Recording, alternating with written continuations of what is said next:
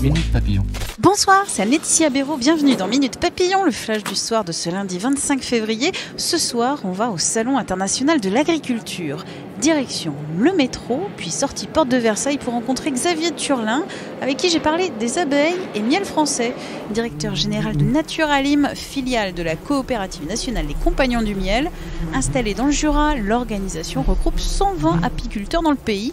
C'est la première fois qu'ils sont sur ce salon. Nous sommes une coopérative qui a été créée en 1958 dans le Jura et nous sommes aujourd'hui 120 apiculteurs qui sont répartis dans toutes les régions de France. La France consomme 45 000 tonnes de miel par an et n'en produit que entre 10 000 et 15 000 tonnes par an. Parfois ça peut monter jusqu'à 20 000 mais c'est extrêmement rare. Depuis plusieurs années, on entend parler des abeilles, d'apocalypse des abeilles, de génocide des insectes.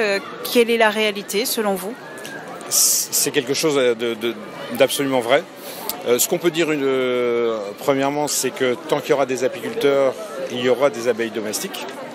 Après, effectivement, sur l'ensemble des insectes, donc les insectes sauvages, même les pollinisateurs d'ordre général, parce qu'il n'y a pas que les abeilles qui sont pollinisateurs, il y a aussi les abeilles, d'abord les abeilles sauvages, puis plein d'autres insectes.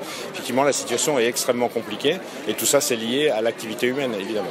Et les pesticides, c'est ce que les gens retiennent surtout, les pesticides, mais autour des pesticides, il y a plein d'autres choses. Pour les abeilles, il y a les maladies, par exemple le varroa, qui est un acarien qui va se fixer sur les abeilles et qui va les affaiblir jusqu'à les faire mourir.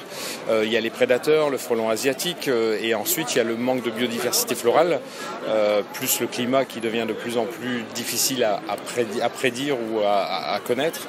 Tout ça fait que c'est de plus en plus difficile pour un apiculteur d'élever ses abeilles. Est-ce que vous êtes plutôt optimiste ou est-ce que vous êtes plutôt négatif sur l'évolution de cette profession ?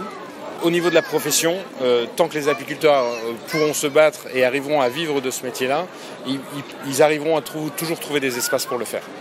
Mais c'est au niveau de la biodiversité en général où il faut être effectivement très prudent et il est plus qu'urgent de s'intéresser, de se pencher et de protéger le vivant. Fin de ce premier épisode au Salon de l'Agriculture à Paris. Retour demain soir à la découverte de chameaux et de lamas français.